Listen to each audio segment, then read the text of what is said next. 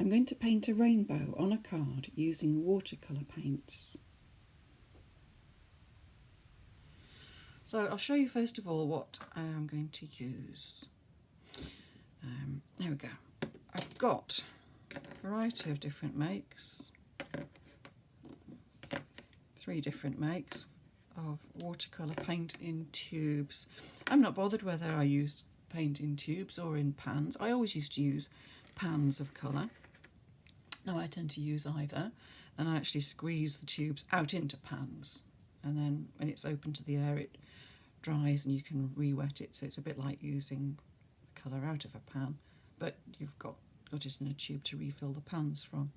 So first of all I've got Cadmium Red Light, which is this vivid, slightly orangey red. Then I've got, wrong way around, there you go, Gamboge. This is Gamboge. These are both, these are all made by M. Graham. Quite expensive colours, but really, really well pigmented. The more you spend on your paint, the less of it you actually need to use, because there's better pigment load in the more expensive paint. This is Gamboge. Now, it's not a usual colour to have in like these pre-selected sets of colours that you often have, but it's very similar to cadmium yellow or cadmium yellow deep. So if you've got cadmium yellow, that will do just as well.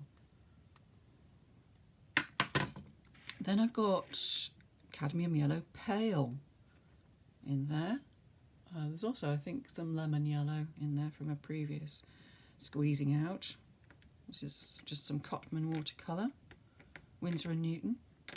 It's more economical than the M. Graham, but it's still reasonably good quality paint. There's Cerulean Blue, Cerulean, also sometimes called Ceruleum with an M on the end, same thing. Cerulean. Ultramarine Blue next, that much darker and more purpley shade of blue. Now you could get away with those and perhaps have an alizarin crimson to mix your purple, okay, but I have a dioxazine violet, which is a Ken Bromley colour. There you go, another plug for my favourite art shop. So I've squeezed some out into that pan. Righto. Just put the tubes on one side. And I'm going to make another card. So if you're going to make a card, first thing I would recommend you do is to find an envelope and make sure that you cut your piece of paper to fit the envelope. Okay, there's nothing worse than spending ages making a card and then realising that you've no envelope to fit it. And then you have to put it in a much bigger envelope, which just seems silly. Now, do you remember the old rhyme? Richard of York gave battle in vain. I learnt it at primary school back in the 1960s. It was obviously the initial letters of each of those words reminded you of the initial letter of each of the colours of the rainbow. So Richard of York gave battle in vain. There were 7 colours, but what I'm going to do is count in vain, which is indigo and violet, as one colour, as purple. So to plan out how my rainbow is going to be arranged on the card, I've got a piece of lined paper which fits within the borders of the card. Found out where the middle is. Okay, give it a little pleat there. And I'm going to count out from there 1, 2, 3, 4, 5, 6. I've got 6 lines. I'm going to go Richard of York gave battle in vain, which is purple. Okay, red, orange, yellow, green, blue, purple. I'm going to leave 2 spaces and I'm going to go in vain, battle gave York of Richard. Right. I understand what I'm doing, and I hope you will when I actually do it. Now I want to have space down there for some green, for some grass. I'm going to attach this. I'm going to get a little piece of masking tape, attach this to the paper, roughly in the middle. Right, this is just some masking tape that's not too sticky. It's been used for a few things before, so it's lost its stickiness. And it's just to stop the paper from floating around. But I don't want it to be too sticky, otherwise it'll take the surface off the paper when I peel it off. So that's fixed there. And that's going to enable me to make little arches of the colours and roughly line them up. I don't want it to be too neat. I want it to be quite sort of relatively loosely painted. Otherwise I would probably take a pair of compasses and draw outlines in. If you want yours to be neat, by all means feel free to do that. But I want to keep mine slightly loose looking, not too tidy. What I'm going to do is, as I said, I'm going to make an arch there and then another arch here with all the different colours and allow them to run together slightly. But I feel awkward sort of reaching over the paper to start off the colours. I don't know why. So I'm actually going to do this upside down. You do it whichever way you want. And of course I'm going to need different quantities of paint. That's another thing to bear in mind, which I discovered when I was doing this one. Because obviously there's only a very small amount of purple, but there's a large amount of red. So you'll need a varying amount of colours in between. It's a good exercise to do this. It's not entirely frivolous and playful, although it's quite frivolous and playful.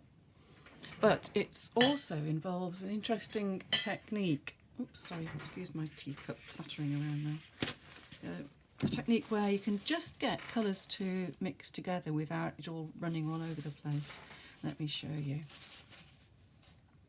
So the purple, let's get some purple out first.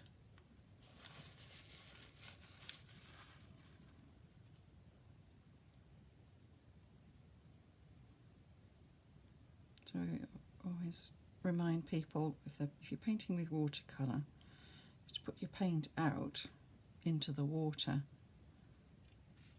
that you're going to paint with on your palette, rather than painting straight out of the pan or from the blob of paint from the tube. That, if you do that, you've got no control over the strength of the colour. Whereas if you put it out into your palette, you can see how strong the colour is going to be. Lovely purple, that. And always wise also to have a test piece of paper of the same sort that you're going to paint on, just so that you can see how strong the colour is. I want it to be a bit stronger than that. There's going to be nothing wishy-washy about this watercolour.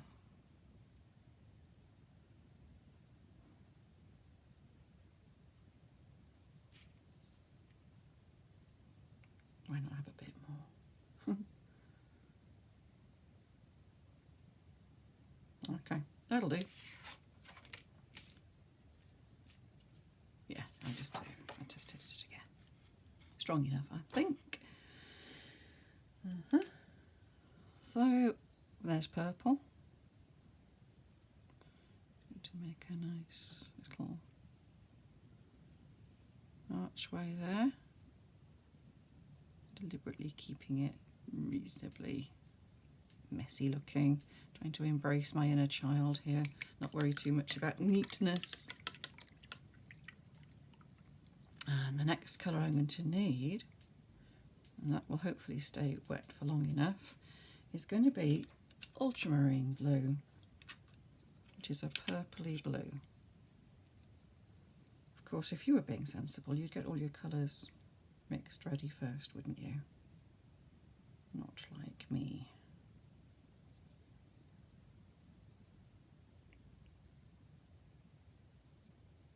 Just the strength. Wow, that's gorgeous. And now I'm going to put the blue as close as I dare to the purple, Okay, but not touching it yet. Right, I've left a little white line because it's about judging when the right moment is to just introduce them to each other. So I'm going to take the blue just up to the purple now and watch them join together, and yet the purple still has its identity. It's not quite been swamped by the blue. Got some blue water there now. Still clean enough. Not going to win any prizes with this one. And next colour I want to make is green. So I'm going to put some yellow in first. Now I'm not going to use the same blue. This is cheating a little bit. I'm going to use this cerulean blue, which is already a more greeny colour. See, when I put that into the yellow, it makes this nice, clear, clean looking green. Whereas I know from past experience that if I used the ultramarine blue, it would make a much more sludgy sort of green. Right, it's got to go in now. It's got to go in before the blue dries at the edge. Didn't test the strength of that. My mistake. That's a little bit weak. Never mind, it's going to have to do. I'm taking it as close as I dare. Maybe dry the brush at this stage. Put a piece of paper towel to dry the brush on.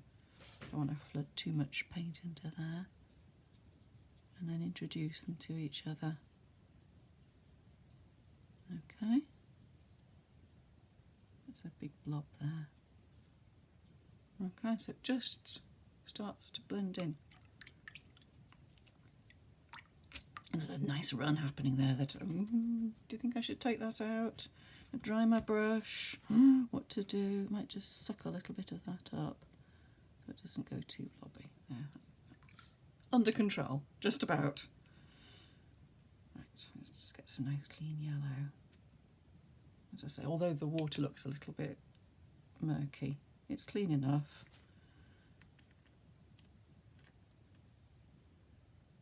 Stick the yellow in. Looks nice and strong. I'm just going to test it out on my piece of paper that you can't see.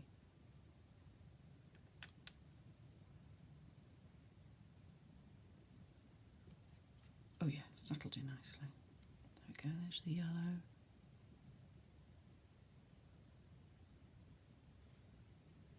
Hopefully I can get this done in one take and not have to do any reshooting today. I'll try not to spend so long making this video as I did last week. It all got a bit complicated. Started to trying to film from different angles and using my phone as well as the iPad, and then the editing was a nightmare. Oh my goodness, you live and learn, don't you? Keep it simple, sweetheart. There you go. The yellow to say hello to the green.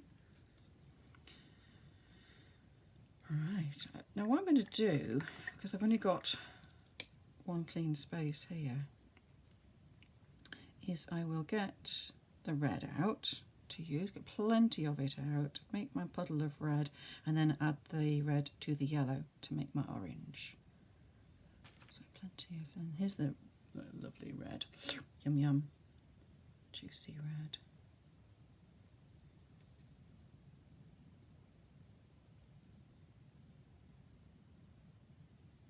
Are you strong enough? No, that's a little bit weak.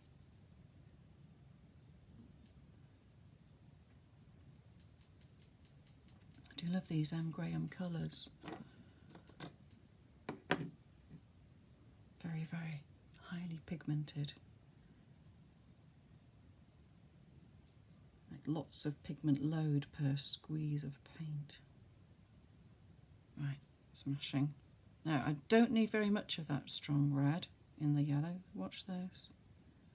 I dried the brush, added it to the yellow in there, And that's really on the red side of orange, isn't it? I think when it's introduced to the yellow, it'll probably create a decent shade of orange. Quite like the wobbly look of this rainbow. I think Paul Klee would approve of my playful approach to painting today. Allowing paint to do what paint wants to do. Ready? Let's introduce those two.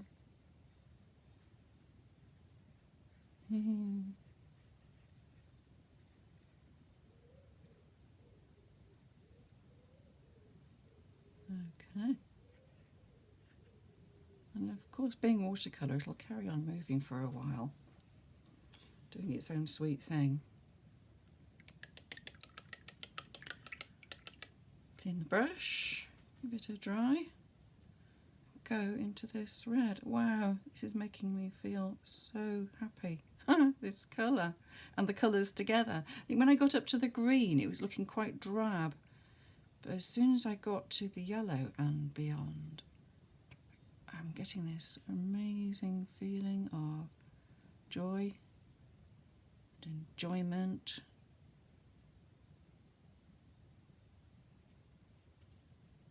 Could go on painting rainbows all afternoon, I think, and I probably will. I've got a fancy to make some rainbow bunting. What about you? What are you going to make with your rainbows? I had a lovely week, the week we did Fluffy Toys. It was such a pleasure getting drawings from people of their teddies. There's some sweet faces there. Some really, really beautiful drawings, so thank you for that. Oh God, I don't know what's going on there. That's a mess. Never mind, it's a good mess. Let's bring these two together. Looks good. Quite nice, that. Whoa. That's going to go down into... You can see how the paper's buckling, can't you? That's going to go down into that hollow. Okay, where it wants to go. It's up to you how much you think you should control that. You might just go in there. You see, if I dry the brush off, I can just go in there and slurp some of that up. So it's not too disruptive. Maybe a little bit of that as well. Quite like those runs. I don't want them to spoil the shape of the rainbow too much. Right, so I'm going to let that dry and then add a little bit of green at the bottom and the sky at the top. You could add some words to yours too, a little bit of a poem or some thoughts of your own. Send it to a friend. Now in that last part of the video you saw me doing things that I always tell you not to do, and you might have noticed I've got the paint on the left side.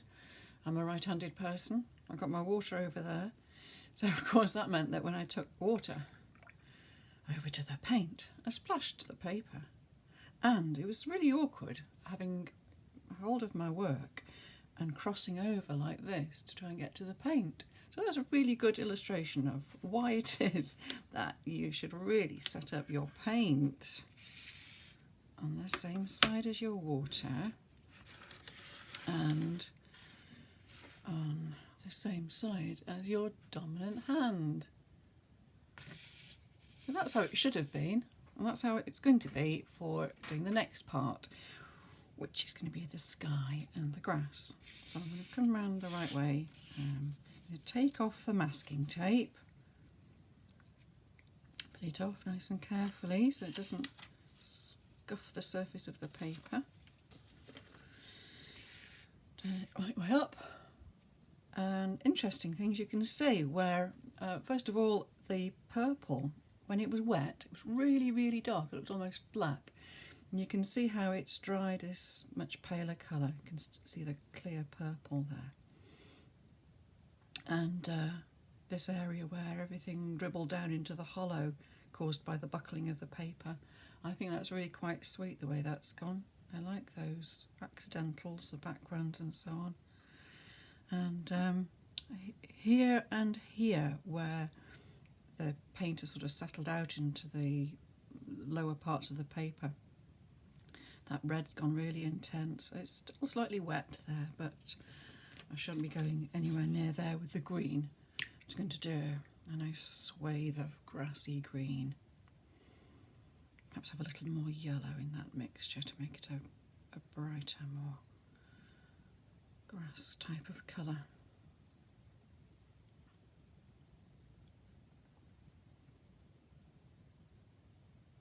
I should say the brush I'm using is a really ancient, old sable brush. It's, I would say, probably about a size 8. It's not one that creates a very nice point. I often favour a number 8 watercolour brush that makes a really nice point. But this one, I'm not trying to get into any fiddly shape, so it'll do quite well. So I'm just going to paint a little area of green, just as a representation of landscape below. It's not a literal painting in any way. It's much more like a child's response to the idea of a landscape. Quite happy with that. And finally, the sky. Now I've got the Ultramarine Blue there already, and what I'm going to do is to take some of the Cerulean Blue and add it to one side of my puddle of ultramarine there. The Cerulean Blue is that much more cool blue. It's more like a sky blue, but I just want to add a touch of the ultramarine to it, because what I'm intending to do is to sprinkle a little bit of salt, which I've got here ready. So a little pinch of salt is going to go onto the paint while it's still wet, and hopefully grow into some nice crystals. And I know that ultramarine is really good for doing crystallizing with the salt, so let's see what happens.